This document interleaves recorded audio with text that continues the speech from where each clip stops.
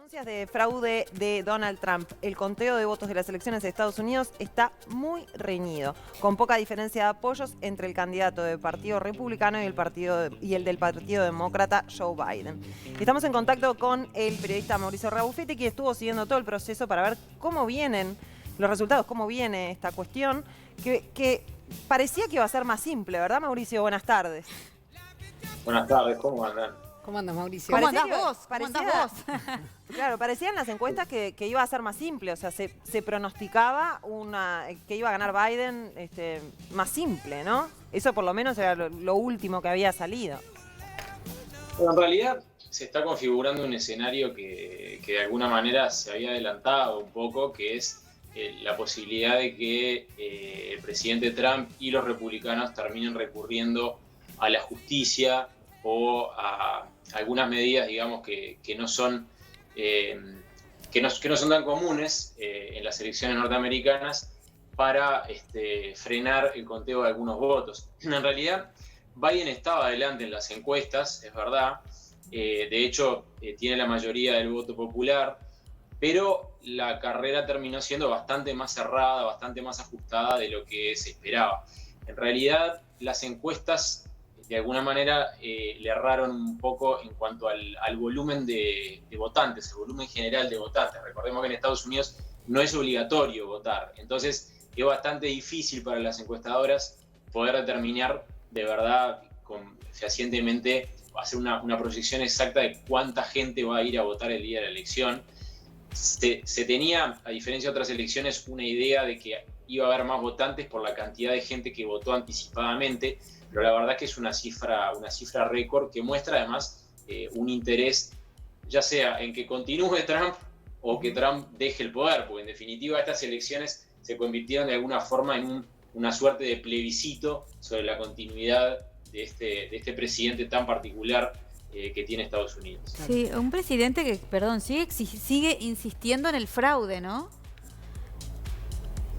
Bueno, sí, en realidad él desde el principio contabilizó, cuestionó los votos por correspondencia, señalando que era una posibilidad riesgosa, y bueno, al día de hoy interpuso por lo menos 2 recursos, uno para suspender el conteo en el estado de Michigan, que se acaba de anunciar hace minutos, y además va a pedir el recuento de los votos en Wisconsin, donde tiene una diferencia de algo así como 20.000 votos. Es decir, es un estado que él había ganado en las últimas elecciones, si no me falla la memoria, y 20.000 votos son muchos. Es decir, un recuento de votos debería de alguna manera confirmar la victoria de Biden en Wisconsin.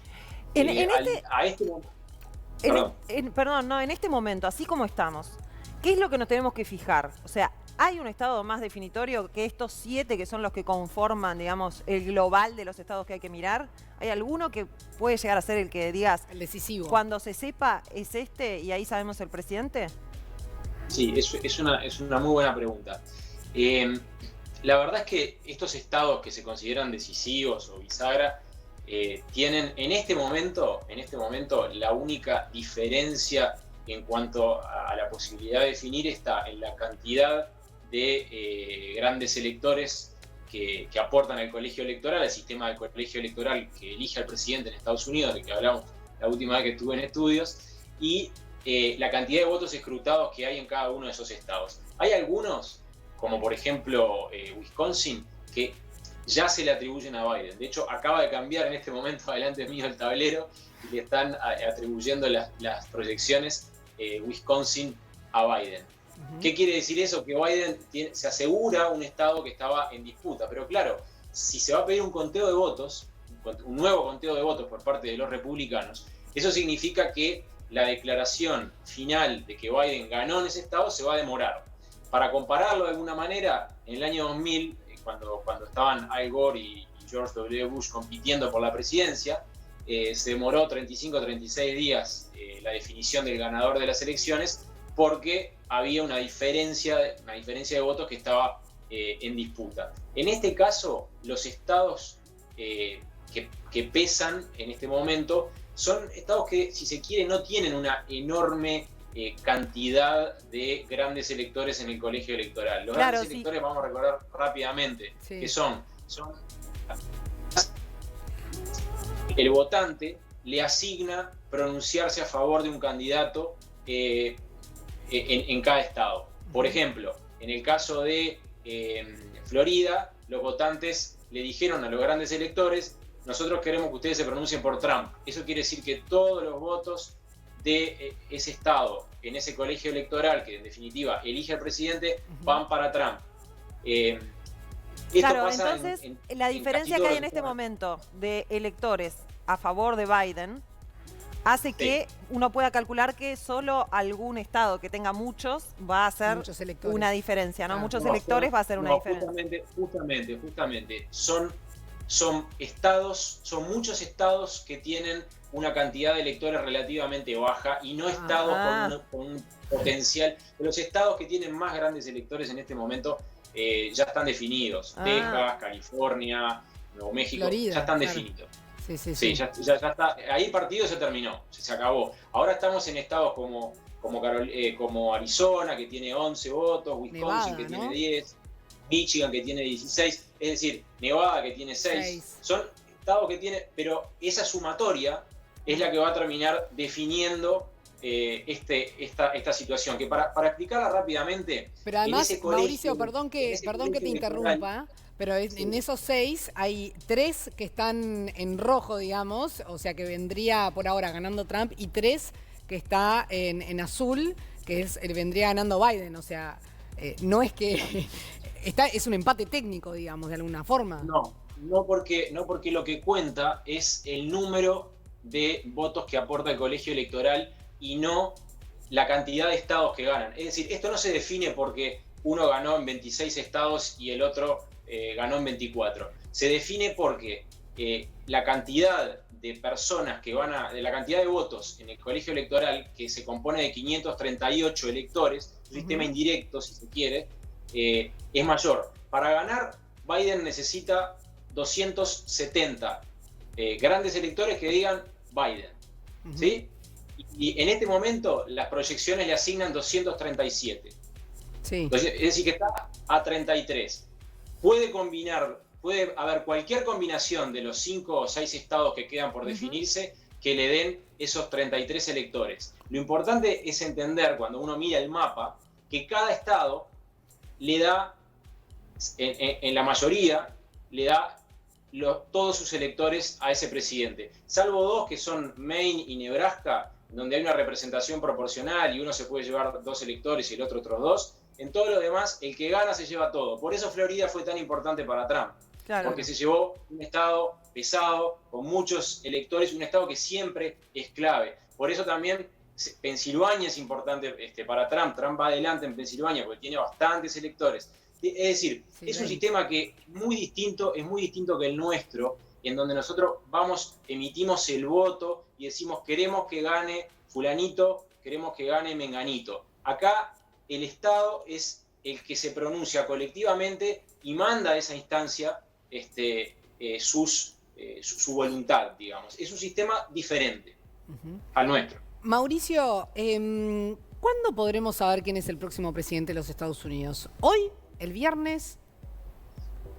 Bueno, hoy es muy difícil porque como decíamos hace un ratito, desde el momento en que la campaña republicana presenta 2 recursos, uno que frena el conteo y otro que hace prever que si es aceptado va a haber un conteo que puede tomar días en un estado que es clave, prevemos que es muy difícil que salga hoy. No quiere decir que no salga porque cualquiera de los dos puede llegar, es difícil, pero cualquiera de los dos puede llegar a reconocer un resultado. Claro. La verdad es que lo descartamos, porque además en algún caso el conteo, creo que es el caso de Michigan, el conteo va a retomar recién mañana y no está definido, hay 94% de los votos escrutados, es decir, lo que hay que armarse es de paciencia para una elección muy particular que además puede tener una prolongación en el tiempo, porque por un lado, debido a la pandemia, hay un montón de personas que votaron anticipadamente por correo y por otro lado, hay recursos del lado de la campaña del presidente Donald Trump que tal vez enlentezcan el conteo o demoren la definición, la confirmación de un resultado en un estado. Hasta ahora, de todas maneras, es importante saber que nos estamos manejando con proyecciones. Sí, claro. Bueno. Con proyecciones. Ahora, Mauricio, los mercados también están reaccionando frente a esta situación. Me lo vas a decir a mí. ¿Qué está pasando, Estoy de la mañana Mauricio? con la bolsa que sube y baja. Está así la bolsa, Contanos, sube y baja, contanos. sube y baja. Sí. No, hoy la verdad que hubo un poco de incertidumbre, pero mayoritariamente ahora estaba mirando los gráficos, la bolsa se consolidó bastante, pero sí, hay una reacción, es decir, esta es la lección más importante del mundo. Lo que pasa en Estados Unidos tiene peso en prácticamente en todas las áreas de actividad, comerciales, políticas, de relaciones internacionales. Todos los países, inclusive Uruguay, se ven directa o indirectamente afectados por lo que pasa en Estados Unidos, porque no nos olvidemos que acá lo que está en juego son dos visiones de la forma en la que Estados Unidos se para en el mundo. Una visión bastante más abierta, si se quiere, más conciliadora, más internacionalista, que es la que plantea Joe Biden en su programa de gobierno, y una visión un poco más proteccionista, volcada hacia Estados Unidos, volcada hacia lo que a Estados Unidos le importa primero, que es un poco el eslogan de campaña de Donald Trump. Es muy distinta una situación de la otra. Pensemos, por ejemplo, que Donald Trump retiró a su país de un montón de acuerdos de organizaciones internacionales, del Acuerdo Climático de París, por ejemplo, que es tan relevante porque es el único que existe que se dio a la humanidad para, de alguna manera, detener la emisión de gases de efecto invernadero. Trump lo sacó a Estados Unidos de ese acuerdo. En el caso de Biden, lo primero que va a hacer si gana cuando asuma en enero del año que viene es volver a ese acuerdo. Hay muchas cosas que pueden ser muy distintas para el mundo si gana Joe Biden o si continúa en el poder Donald Trump. Sí, hay una cuestión que me encantaría que puntualizaras así o que dieras tu opinión, que es esta. A mí me da la sensación que los grandes medios e incluso los candidatos demócratas no tienen llegada a un determinado votante, a un determinado ciudadano estadounidense al que no sé si le interesa el medio ambiente desde el punto de vista del cambio climático. Claro, ni nada de eso, sino que le interesa su bolsillo, su realidad. Entonces, me gustaría que reflexionara sobre eso. A mí me da la sensación de que esa cuestión de los grandes medios, de todos contra Trump, ¿no? No tiene el efecto que tiene. Siguen sin llegarle, siguen sin permear el mensaje incluso de los demócratas, del candidato y de todas sus ideas a la gente más de a pie, digamos. A ver, los medios en Estados Unidos, no todos, pero muchos, en particular la prensa escrita, tradicionalmente, en algún punto de la campaña, su comisión editorial adhiere a un candidato u otro por razones que se explican. Pero eso está separado, o debería estarlo, de lo que es la cobertura diaria. Hoy por hoy hay muchos medios que realmente han sido extremadamente críticos con Trump durante toda su gestión, en las páginas editoriales. Son medios que el presidente Trump considera opositores, lo sean o no, y eso, digamos, va por un carril que tal vez es un poco diferente que los discursos de los candidatos. ¿Por qué? Porque hoy por hoy hay mecanismos de comunicación directos con la gente. No necesariamente va el mensaje a través de los medios de comunicación. Las redes sociales han hecho que esa parte de la comunicación político-electoral cambie, y es evidente. Hoy los candidatos se están pronunciando en Twitter, y es evidente, quería decir, que eso tiene un impacto diferente al que de repente nosotros veíamos de un discurso hace algunas décadas. Claro. De hecho, Trump está permanentemente en las redes, ¿no? Para ir a lo que vos planteabas, Valeria, la cuestión es que el discurso de Biden sobre el cambio climático, que es lo que tú mencionabas, o sobre medio ambiente en general, es un discurso que no es nuevo. Viene de la época de Barack Obama, y es un discurso al que Trump cuestionó muchísimo porque sostiene que le cuesta mucho dinero a Estados Unidos ese tipo de políticas. Y las revirtió en alguna medida, fomentó incluso en algunas zonas la industria del carbón, fomentó el fracking, que es la búsqueda de petróleo en roca, que es altamente contaminante. La realidad es que hay una parte de la población de Estados Unidos que realmente está preocupada por su situación económica, y esa es su prioridad.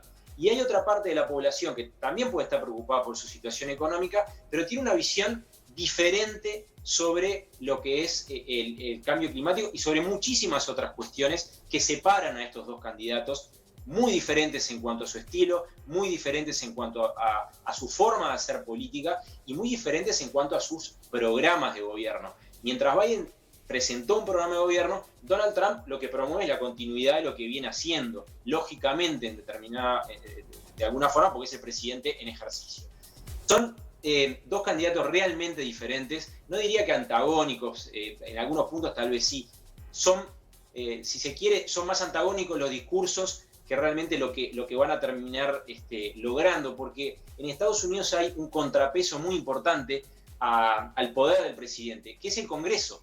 Y en esta elección también se define la composición del Congreso. Sí. Y ese Congreso es el que termina tomando un montón de decisiones, principalmente presupuestarias.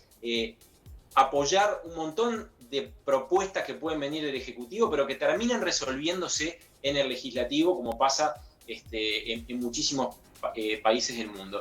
Y en esta elección lo que está pasando es que el Congreso aparentemente va a seguir de la misma manera que venía, con los republicanos controlando la Cámara de Senadores, por poco, pero controlándola, y los demócratas controlando la Cámara de Representantes, que es bastante más significativa en cuanto a su poder de decisión. Esa es la situación y veremos qué es lo que va a pasar, ¿no? Sí, totalmente. Pero igual, de todas maneras, habla también de las divisiones, de lo que está pasando ahora, ¿no? Las divisiones en general, ¿no? En el mundo, ¿no? Y lo que provocan las elecciones a esta altura, ¿no? Bueno, una campaña con un discurso extremadamente polarizante, claro. Digamos, en particular desde el campo republicano, pero la campaña se fue polarizando. Recordemos lo que fue ese intento de primer debate, creo que lo conversamos la última vez en estudio. Sí. Es decir, una campaña muy, muy dura, densa, verdaderamente. Sí. Yo en los últimos días, conversando con amigos, decía, a mí me tocó estar allá durante la campaña que llevó a Barack Obama al poder. Yo pensaba que esa campaña había sido dura, tal vez por inexperiencia de haber visto otras directamente en Estados Unidos. Esta campaña fue, por lejos, la más tensa, la más divisiva. A la prueba me remito, las cifras en algunos estados, estamos hablando de decimales de punto porcentual de diferencia entre un candidato y otro. Claro. Es realmente pequeña la diferencia que hay. Claro, esta es la situación y bueno, y veremos cuándo se define. Lo cierto es que el final es apasionante. Es apasionante. Mauricio, gracias, creo que ya podés descansar, o sea, podés dormirte unas horas ahora, no creo que pase nada mientras dormís. Muchísimas gracias. Gracias, Mauricio. Mauricio Barra Buffetti estuvo con nosotros.